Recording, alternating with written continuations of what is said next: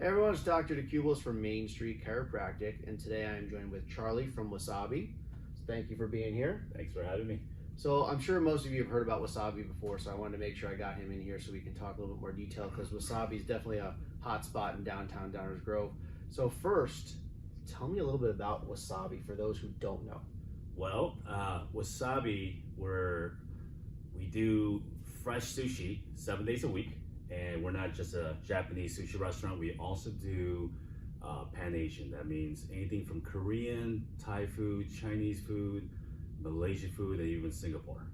Just a little bit of everything, because not everyone likes sushi. We like to offer other items, so generally just to please everybody. So Nice, sounds good. Mhm. So I got a couple of questions kind of going back, just kind of about the restaurant and how operations have been the last year plus so and all those things. First thing is, when did Wasabi first open? Wasabi opened a couple months before the pandemic. This was, I believe, about 2 months right before the lockdown. And it was kind of scary at first, because obviously we didn't know what to expect. No one knew what to expect. But thankfully for like Downers Grove and then the surrounding neighborhoods, our third-party apps and so forth, our carryouts and delivery, everything was really busy. So it really kept us alive, and we're very thankful for all that. Yeah, I've definitely seen a lot of people talking about it too, which is great. But one thing when it comes to, especially sushi, you don't necessarily love it to be carry out, because a lot of it is how it looks and on the plate thing. Exactly. So how did you have to kind of go and change the way that you did things based on being almost 100% carry out for a while? Well, there's a special way of plating sushi, whether it be in the carry out or just just plating it like when you're doing a dine-in. You have to plate it a certain way. I mean, it has to look nice regardless. So essentially, the way you plate it on a regular plate when you do a sit down, it's essentially how it looks when you open up your carry-out box. So it's not really so much the way we change things. It was just it's more we just had to adapt to the current situation. So, and even now, so people are actually there are actually more people coming out now, but carryouts are almost a little too busy. We would like more people to come in. So less than the low end, the front of the house staff over there, the two girls in the front. Yeah.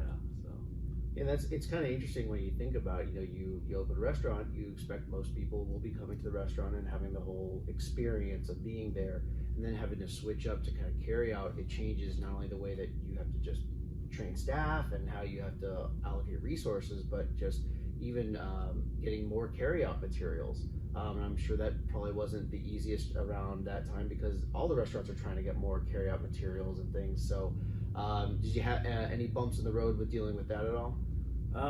Yes, I have to say definitely the spacing inside the restaurant. We don't have all the space in there. So as far as carry-out, we had to take out the seating around the sushi bar just to make room for all the bags and so forth. So that was a bit of a challenge. Most sushi restaurants you go in, there's a sushi bar, you can sit down and kind of converse with the chefs over there. We're kind of missing that area at the moment right now, because our carryouts are just way too busy and their delivery is way too busy. Sometimes people, for some reason, they all decide to all order at once, like around 7 o'clock, and it's like a madhouse in there. But we are, doing a light construction coming up pretty soon, so kind of opening up that area, so there will be some seating coming in pretty soon. So yeah, we're kind of learning as we go and fixing things and improving on things.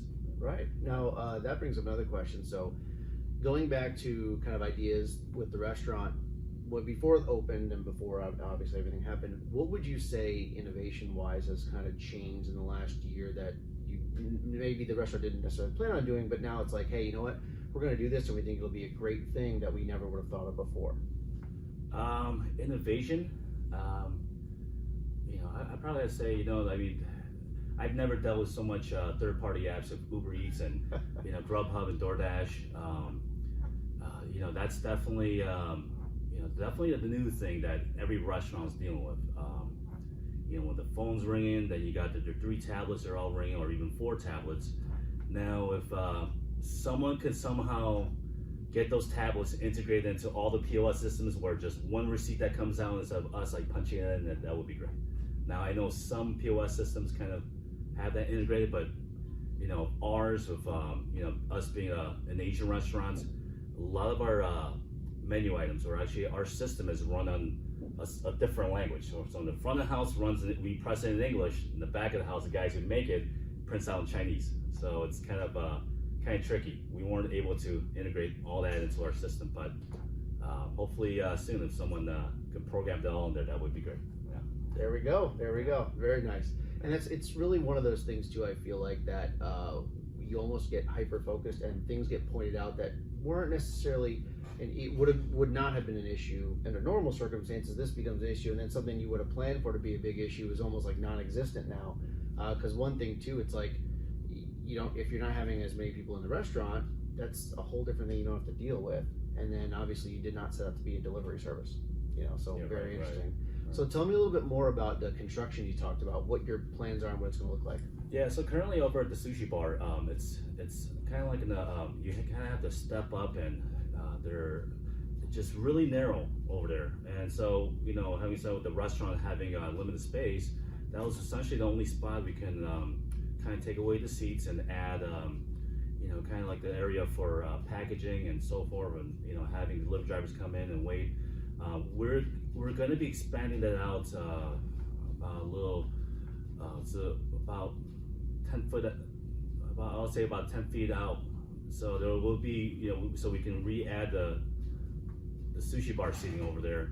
All right, so we got some things going. Let me ask you this. So one thing that, talking to different people in the restaurant, obviously with everything being different and things being more carry out, more to go, it also means that there might be some menu items that you either didn't expect to be as popular or ones you thought would be more popular that weren't. Anything that kind of struck you as like different than what you expected as to what people are ordering, or more than what you originally thought, or an item that's just become super hot that now it's like, hey, we gotta go. I'll probably have to say just the sushi alone.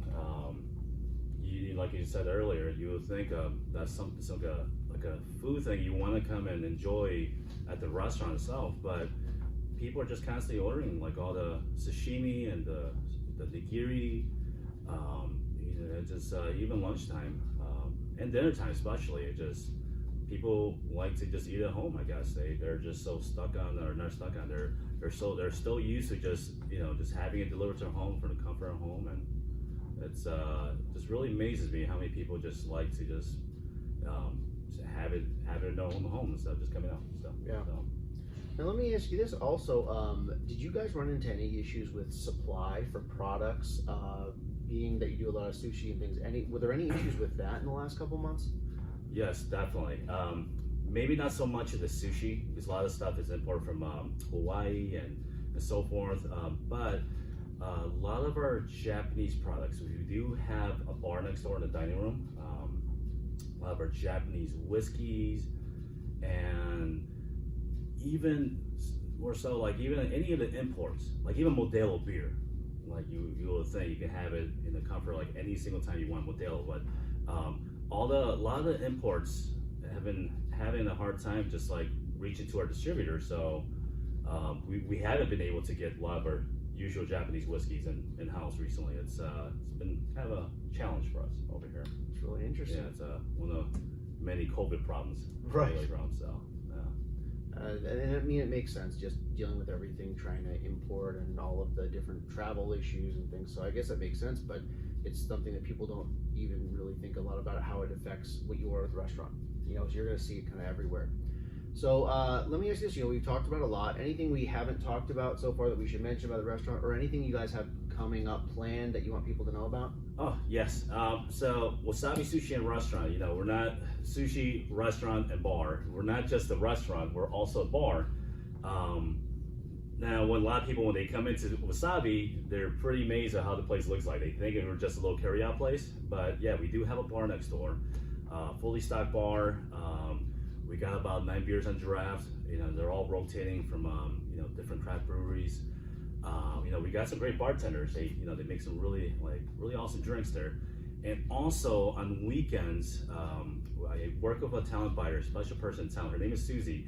We bring in live music on Saturdays and sometimes Fridays. I used to host live blues on Wednesdays, and because of the understaffing at the moment, we decided to like put that at home. But on weekends, we do have some really great music over here. So. And now, what time does the music start? Generally, the music starts around 7 o'clock, goes up to about 9:30, 10:30, Nice. depending on the night. So yeah, coming up this week for Rotary Fest, I got a band playing Friday, Saturday, and Sunday. So I'm actually really excited for this one. So. Nice. Well, thank you for coming out. Got a lot of things going on. I mean, the live music I think is great. People going out to that bar would be great. When that sushi thing expands, eating in there would be great. So guys, check out Wasabi. They're right in downtown Downers Grove. I mean, you can walk there from the train, from everywhere. Great place. They've gotten great reviews from everyone in the community. You can see them all over Facebook. So thanks for coming out. Yeah, thanks for having me. No problem. Appreciate it.